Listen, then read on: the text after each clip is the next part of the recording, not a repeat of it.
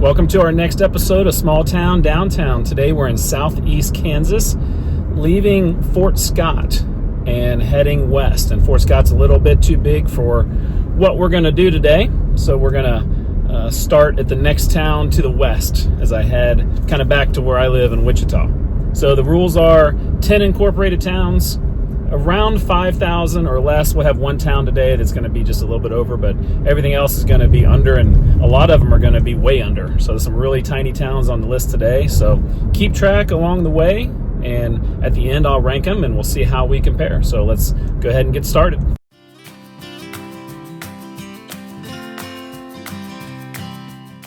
Starting out in Redfield, Kansas in Bourbon County with a population of 90. There's not many old buildings here, so I just kind of drove down a few different streets.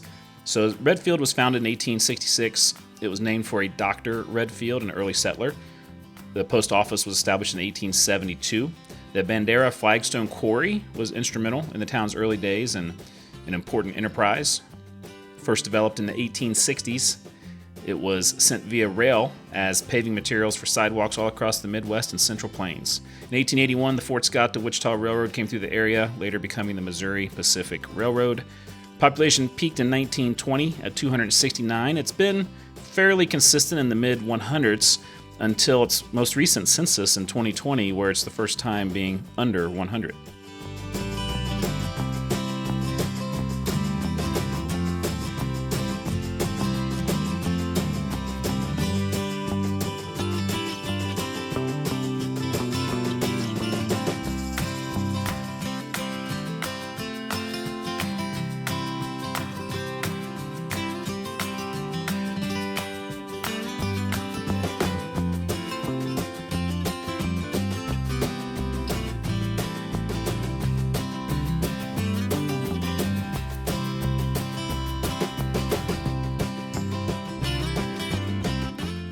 Now over to Uniontown, which is still in Bourbon County, population 293. We're going around a town square here as we're looking at some of these buildings. This is one of the earliest settlements in the county. It was first called Turkey Creek. Post office was established in 1858, approximately 2 miles east of here. It was moved to the present site in 1865. The name was changed from Turkey Creek to Uniontown in 1873. The early settlers, being loyal to the Union in the Civil War, caused the name to be changed. In 1880, the St. Louis, Fort Scott, and Wichita Railroad came through town, the same one that went through Redfield previously. Population has been pretty consistent. It's been its highest of 371 in 1980, but you can see it's been up and down, and actually in the last census it went up by a couple dozen.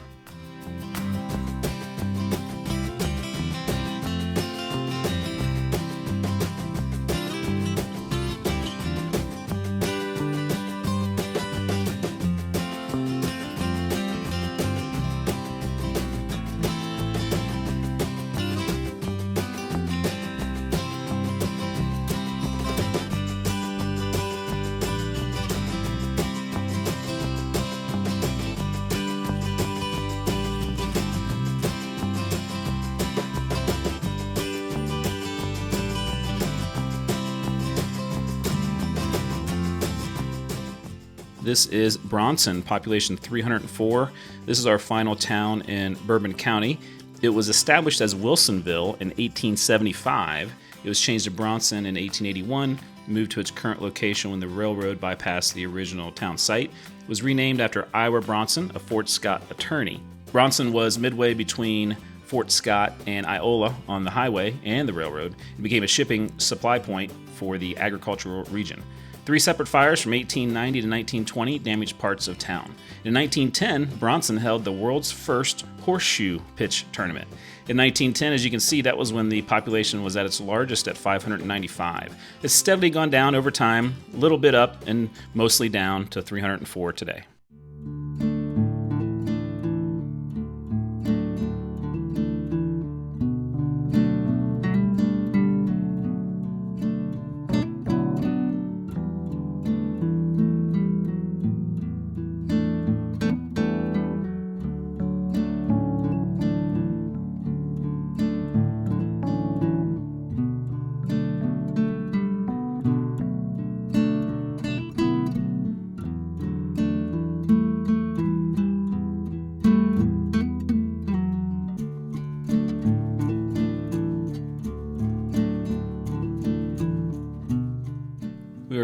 now over to Moran, Kansas, population 466, and we're now also in Allen County. Moran had its start in the year 1881 by the building of the St. Louis, Fort Scott, and Wichita Railroad through the area. The Kansas City Pacific, later known as the Kansas City subdivision of the Missouri, Kansas, and Texas Railroad, was also built through the town. The community was originally named Moran Town, and the name was shortened to Moran in 1889. Population a little bit bigger than the previous towns, peaked in 1920 at 676, but like many of those other towns, it has gone down slightly. It went down the most in the most recent census of 2020, down to 466.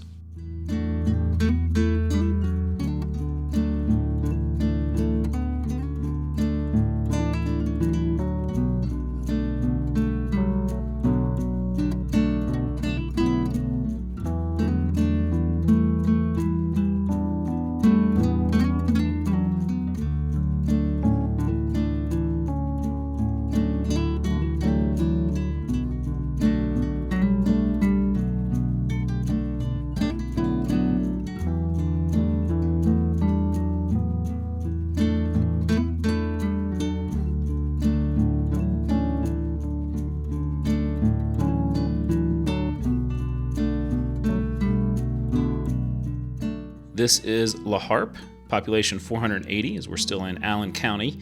La Harpe was founded by the Fort Scott to Wichita Railroad Company and was platted with the post office in 1881. It was named after La Harpe, Illinois, as the engineer on the first train through here lived in La Harpe, Illinois. Both towns commemorate a prominent French explorer of the southern Great Plains of North America, Bernard de la Harpe. When natural gas was discovered in the vicinity in 1899, the city began to grow more rapidly. It had some of the largest zinc smelters in the world. The population peaked at 2,080 in 1910. As you can see, it had an immediate drop-off by the next census and has continued to decline a little bit. It went back up in 2000, over 700, but then has lost over 200 since then.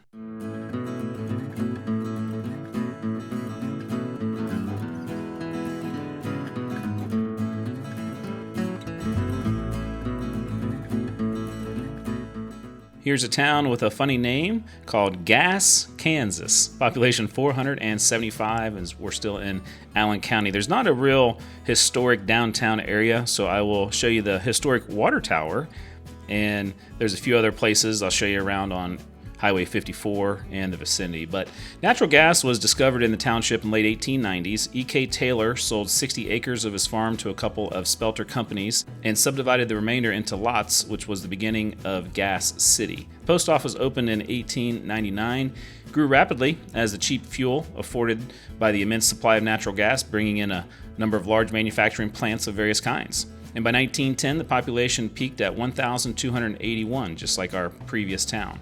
Big drop off by 1920, and then it actually has gone back up over 500 between 1980 and 2010 before dropping off quite a bit in the last census, as it's near the county seat of Iola.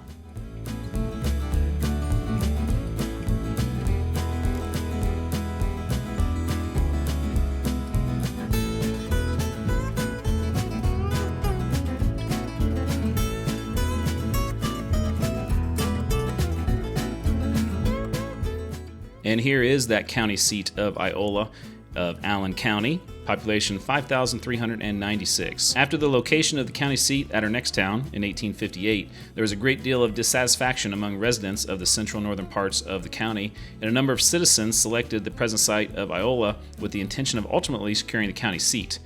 The name was the Christian name of one of the founders' wives. In 1860, an election was held on the relocation of the county seat, but the majority of votes were cast against Iola. For several years, the county seat question entered largely into every political campaign.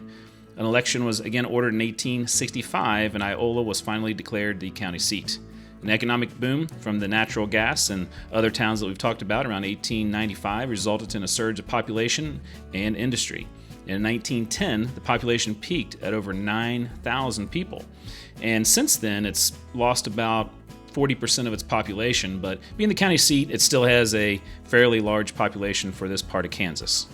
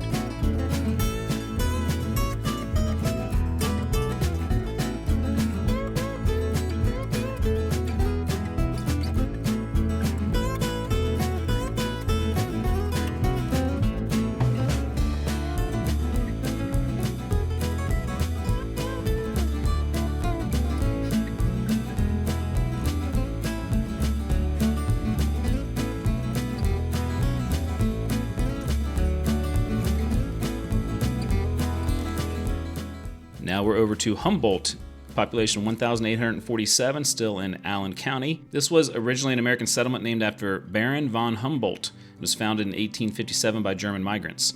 Humboldt was the Allen County seat for 7 years, like we just talked about when I was in Iola. That's from 1858 to 1865, then Iola became the county seat.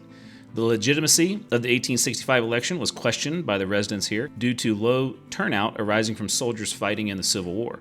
Humboldt faced 2 Confederate raids in 1861, one involving kidnapping free black residents and another that burned most of the town. Local militia and army troops then fortified and protected the area through the Civil War, establishing posts like Camp Hunter and a blockhouse until the military withdrew in 1865. In 1870, the Leavenworth, Lawrence, and Galveston Railway was run through Humboldt.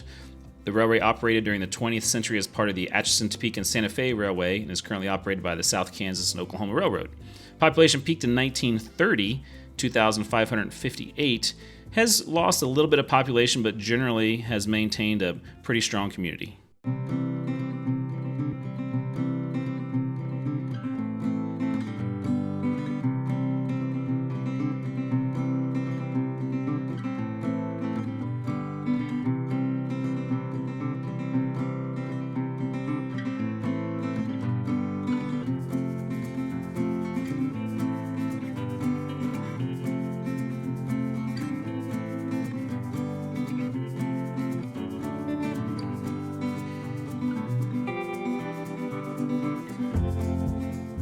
This is the town of Buffalo, population 217, and we're now in Wilson County.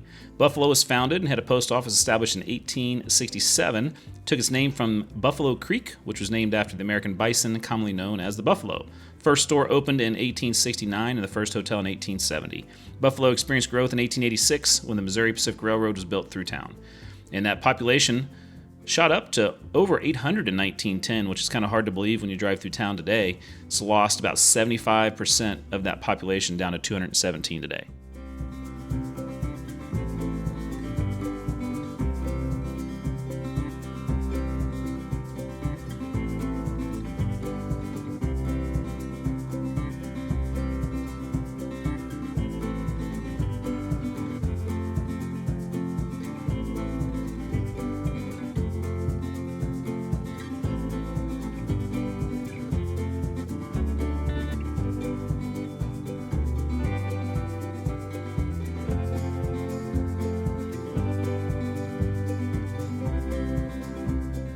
We're in our final town of Benedict, population only 69 here in Wilson County, definitely far off the main roads, and it's very quiet back here in Benedict. Had to start in 1886 by building of the railroad through the territory is laid out at the junction of the Atchison, Topeka, and Santa Fe Railway and the Missouri Pacific Railroad. It was named for an early settler with the last name of Benedict. Post office was established in 1886, and the town was incorporated in 1905. As you can see, the population was its largest, like some of these other towns, in the early 1900s, and it went to double digits by 1970. I'm not sure about the 1990 population of 16. That seems kind of odd. Maybe it's a typo and it should be 116. That would make more sense. But if anybody knows why that was 16, if there was some reason that it went down and went right back up, please let me know in the comments.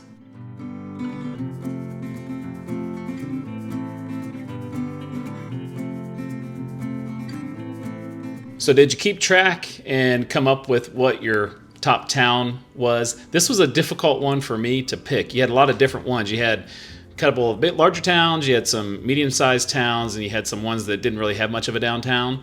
So I'm going to go, is really close at the top for me, but I'm going to pick Humboldt just barely over Iola. Maybe I have a little soft spot for Humboldt losing the county seat back in the 1860s, and Iola is just a bigger town, so it's going to have more advantages.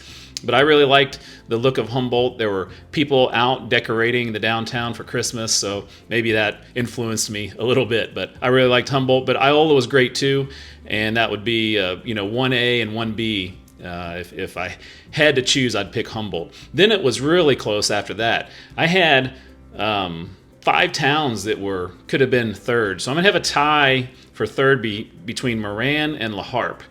And I don't know, those just seem to be just slightly better than Uniontown and Bronson. I liked both of those as well. And then even Buffalo, even though there wasn't that many people there and it lost a ton of population, some of those buildings were very interesting to look at. So very, very interesting mix of towns in southeast Kansas, and a lot of history there, and obviously the mining of all that area was very interesting. So here's my whole list. Did we agree? Did we disagree? Whatever the case, I really had a good time exploring southeast Kansas, and hoped you liked the video too.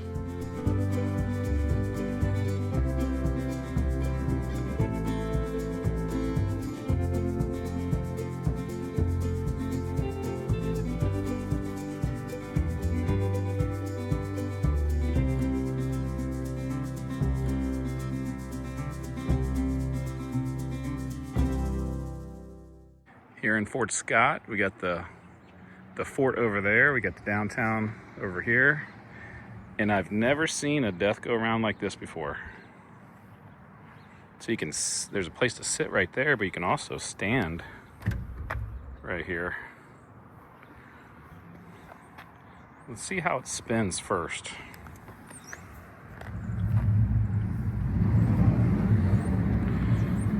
Little rumble.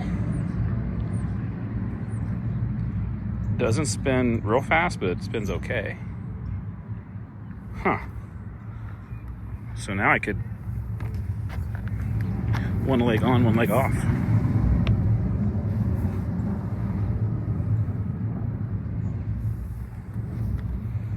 Well, 10 for uniqueness. Could spin a little better, but I think it's pretty cool. I'm gonna give it an 8.5. I'm in the Bronson City Park. There's no death go round, but they have a really unique statue. And it's made in 1907. You don't see a silver shiny statue like that. In memory of the heroes of 61 to 65, I guess that'd be the Civil War. Bronson, Kansas, 1907. Very cool. Pretty cool town. Got a fixer-upper there for you. Another thing to love about Gas, Kansas, is they have a rubberized walking path in the park. And a death go round. This is a cool park. It's like they're getting ready for Christmas. I like that bridge. We have seating available on this one. All white. Wow, that's really good. Excellent spin rate.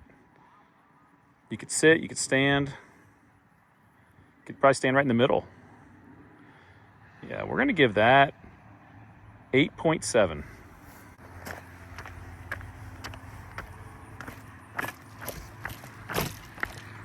Swinging bridge. What a fun town. They also have some sort of a zip line. I've never seen this in a little park.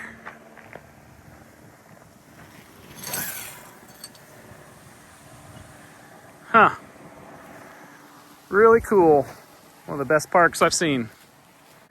And the hits just keep on coming here in Gas. By the way, still spinning over there. Another type of death go round. Look at this. You get in there. Oh wow, that spins crazy good. It's like you're in outer space. I mean, come on. That's like 9.6. Best park ever.